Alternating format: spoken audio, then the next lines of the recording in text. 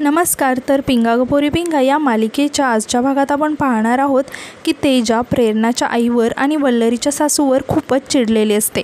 आता तितक्यात तिथे अजित आणि प्रेरणा येतात. आता तेजाला असं बघून प्रेरणा तेजाला आवाज देते. तेव्हा तेजा प्रेरणा आणि अजितकडे बघायला लागते आणि ती त्या दोघांना बघून खूपच खुश होते. आता प्रेरणा तेजाला विचारायला लागते की काय गं, काय अवस्था केली आहे.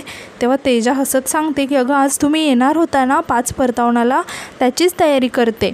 तेव्हा प्रेरणा विचारते की अगं, मग स्वयंपाक कोण करणार आहे. तेव्हा तेजा सांगते की कोण करणार आहे म्हणजे मीच करणार आहे.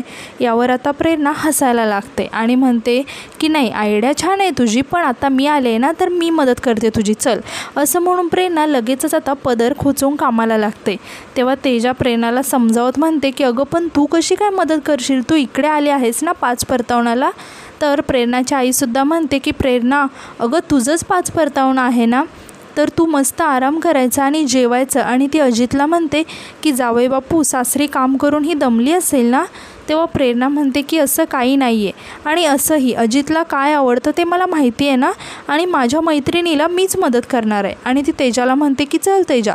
असं म्हणून त्या दोघीही आता किचनच्या दिशेने निघून जातात. आता अजित प्रेरणाच्या आईकडे आणि वल्लरीच्या सासूकडे बघायला लागतो. तर या दोघीही अजितकडे बघत असतात. आता अजित जाऊन आता तिथेच थोडंसं लांब जाऊन एका बेडवरती बसतो. तेव्हा या दोघीही अजित समोर येऊन उभ्या राहतात. आता प्रेरणाची आई अजितला म्हणते की जावई बापू, प्रेरणा कशी आहे आमची, तिने काही सांगितलं नाही हो तुमच्याबद्दल, काय करता तुम्ही. तेव्हा अजित सांगतो की माझं हॉटेल आहे, मी हॉटेल व्यावसायिक आहे. तेव्हा प्रेरणाची आई खुश होऊन विचारते की हॉटेल आहे तुमचं, चालतं का, म्हणजे गिराईक वगैरे येतात ना, महिन्याचा खर्च भागतो ना. यावर आता अजित सांगतो की हो, तसा भागतो महिन्याचा खर्च. आता प्रेरणाची आई विचारते की तुमचं स्वतःचं घर आहे का. यावर अजित सांगतो की हो आई, माझं स्वतःचं घर आहे. आता तेजा किचनमधूनच या तिघांकडे बघत असते की हे तिघं नक्की काय बोलत आहेत, मात्र तिला जास्त काही ऐकायला येत नसतं. आता स्वतःचं घर आहे हे ऐकून प्रेरणाची आई भलतीच खुश झालेली असते आणि मनातच म्हणते की जावई बापू तर श्रीमंत दिसतोय आणि मी विनाकारणच त्याला भिकारी समजत होते. आता वल्लरीची सासू विचारायला लागते की अजितराव, काय नाव काय आहे तुमच्या हॉटेलचं. तेव्हा प्रेरणाची आई वल्लरीच्या सासूला शांत करत म्हणते की इंदुताई, तुम्ही थांबावू जरा, तुम्ही काय विचारतात, माझे जावई बापू आहेत ना ते, तर मीच विचारणार. आता तितक्यात तिथे मिठू घाईघाईतच तेजाला आवाज देत येते. मिठू इकडे खूपच घाबरलेली असते आणि ती तेजाला म्हणायला लागते की तेजा, अगं मनोज जिजूंचा फोन आला होता, वल्लरी अजूनही एक्झाम हॉलवर पोहोचलेली नाही आहे. आता हे ऐकून सगळेच खूप शॉक होतात. तर वल्लरीची सासू आणि प्रेरणाची आई एकमेकींकडे बघायला लागतात. आता तेजा विचारायला लागते की वल्लरी अजून एक्झाम हॉलवर पोहोचलेली नाही आहे, मग गेली कुठे ती. आता अजित म्हणतो की मी घरी जाऊन बघून येऊ का, म्हणजे घरी असेल ना ती. तेव्हा मिठू सांगते की नाही, ती घरी नाही आहे, मी आत्ताच घरी जाऊन बघून आले, पण ती तिकडेही नाही आहे. आणि मला असं कळालं की ती थोड्याच वेळापूर्वी परीक्षेसाठी निघाली आहे आणि टेन्शनमध्ये येत म्हणते की ती बरी तर असेल ना, तिला काही झालं तर नसेल ना. आणि तिचा फोनसुद्धा लागत नाही आहे, फोन स्विच ऑफ येतो आहे. आता प्रेरणाची आई आणि वल्लरीची सासू चांगल्याच घाबरलेल्या असतात. आता प्रेरणाची आई अडखळतच वल्लरीच्या सासूला विचारायला लागते की इंदुताई, वल्लरी गेली का. आता वल्लरीची सासू खूपच नाटक करायला लागते आणि मुद्दामूनच रडायला लागते. तेव्हा आता तेजा म्हणते की ऐका ना, आपण जाऊन बघून येऊया का, चला आपण जाऊन बघून येऊया. असं म्हणून ते सगळेच तिथून निघून जायला लागतात. तर इकडे आता वल्लरीची सासू नाटक करत म्हणत असते की माझ्या वल्लरीला शोधून आणा, माझ्या सुनेला शोधून आणा, कुठे गेले ती. तर तेजा आता त्यांच्याकडे रागातच बघत तिथून निघून जाते. तर बाकीचे सगळेसुद्धा आता तिथून निघून जातात. आता वल्लरीची सासू नाटक करत असते, मात्र प्रेरणाच्या आई आतून खूपच घाबरलेली असते आणि तिला दरदरून घाम फुटलेला असतो. आता ती घाबरतच वल्लरीच्या सासूला म्हणायला लागते की इंदुताई, तुमच्या लक्षात येते का, मिठू तुमच्या घराकडे गेली होती आणि वल्लरीने आतून आवाज नाही दिला आणि तिला परीक्षा द्यायला नाही मिळाली म्हणून तिने आत्महत्या तर नाही केली ना. तेव्हा आता वल्लरीची सासू रागातच म्हणते की तसं जर झालं असेल ना तर बरंच आहे, बॅद गेली, काय म्हणतात ते, सुंटी वाचून खोकला गेला. असं म्हणून ते खूपच रागात बघायला लागते. तर प्रेरणाची आई मात्र चांगलीच घाबरलेली असते. तर आता यानंतर आपण पाहतो की सर्वजण अजून कसे आले नाहीत, म्हणून या दोघीजणी जरा विचारात पडलेल्या असतात. आता वल्लरीची सासू म्हणते की या पोरी दुपारी गेल्यात पण अजून कशा नाही आल्यात. तेव्हा प्रेरणाची आई म्हणते की माझे तर हातपाय गळायला लागले, तो खूप टेन्शन आले, काय होईल आपलं. तेव्हा वल्लरीची सासू म्हणते की काय होणार आहे, काय नाही होणार, उगाच घाबरू नका हो तुम्ही. तेव्हा आता वल्लरीची सासू खुश होत म्हणते, मी काय म्हणते, मला असं वाटतंय की या अजूनपर्यंत त्यांना ती वल्लरी सापडली नाही म्हणजे नक्कीच तिचं काहीतरी बरं वाईट झालं असेल. तेव्हा प्रेरणाची आई म्हणते की काय बोलताय हो, शुभ बोला जरा. यावर आता वल्लरीची सासू म्हणते की निलिमाताई खपली ना कायमची तर मग होईल शुभ. आणि ती म्हणायला लागते की मला एक काम आठवलं, चला पटकन घरी. तेव्हा आता प्रेरणाची आई वैतागत म्हणते की आता काय काम आहे घरी. तेव्हा वल्लरीची सासू आता प्रेरणाच्या आईला जबरदस्तीने म्हणायला लागते की चला म्हटलं की चालायचं. मात्र प्रेरणाची आई खूप घाबरून गेलेली असते. तर आता प्रेरणाच्या आईला आता वल्लरीची सासू तिथून घेऊन जाते. आता त्या दोघीही दरवाजा बाहेर येतात. आता वल्लरीची सासू प्रेरणाच्या आईला म्हणते की निलिमाताई माझ्या सुनेबरोबर राहून मलासुद्धा थोडं वकिली कळायला लागली आहे.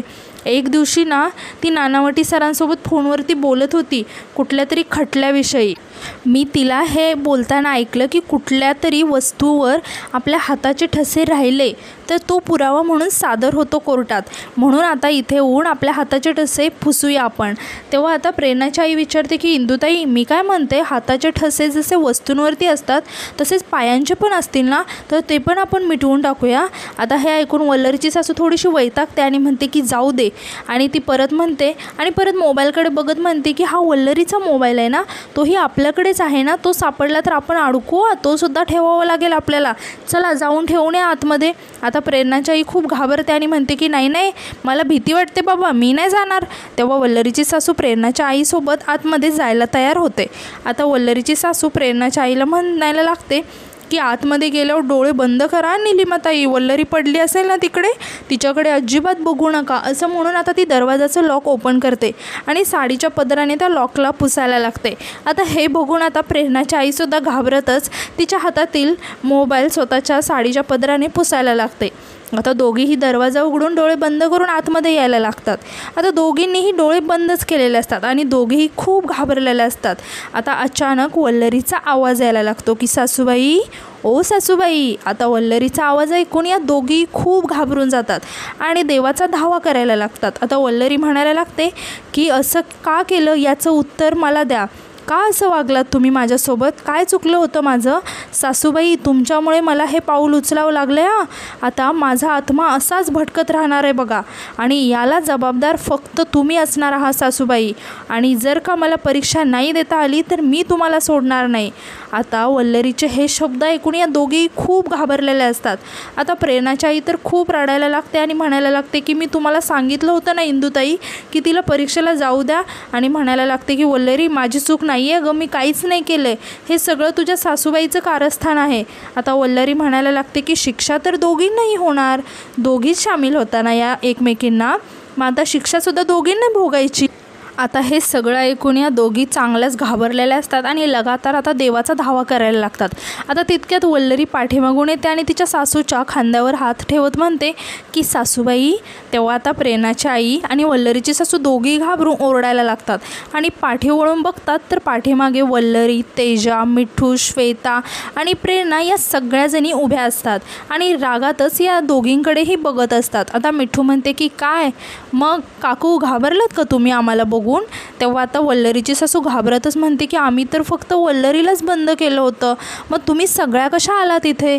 तेव्हा मिठू म्हणते काय आहे ना काकू, तुम्हाला असं वाटतं की तुम्ही खूप हुशार आहात, पण काय आहे तुम्ही चुका फार करता हो, त्यामुळे आम्हाला कळलं. आणि तसंही माझं आणि वल्लरीचं आधीच डिसाईड झालं होतं की मी वल्लरीला ड्रॉप करणार आहे आणि असं शक्यच नाही की वल्लरी मला सोडून जाईल. त्यामुळे मी जेव्हा फोन लावला वल्लरीला तेव्हा रिंग आपल्याच घरात वाजली आणि तुम्ही मला जेव्हा ते भासवलं ना की हा भास आहे, तेव्हाच मला कळलं की दाल में कुछ तो काला है, आणि म्हणूनच मग मी वल्लरीकडे गेले. आता हे सगळं ऐकून वल्लरीची सासू आणि प्रेरणाची आई खूप घाबरलेल्या असतात आणि सगळ्यांकडे बघत असतात. आता वल्लरी तिच्या सासूकडे खूपच रागात बघायला लागते आणि एक्झॅक्टली काय घडलं ते सांगायला लागते. आता आपल्याला इथे दाखवलं गेलं आहे की वल्लरी खूपच रडत बसलेली असते आणि म्हणत असते की कुणीतरी माझी मदत करा, कुणाला ऐकायला जातं आहे का, आणि देवाला हात जोडून म्हणायला लागते की देवा आता तूच कुणाला तरी पाठव रे, असं म्हणत वल्लरी आता रडत असताना दरवाजा वाजल्याचा आवाज यायला लागतो। तेव्हा वल्लरी पटकन उठून उभी राहते आणि म्हणायला लागते की कोण आहे।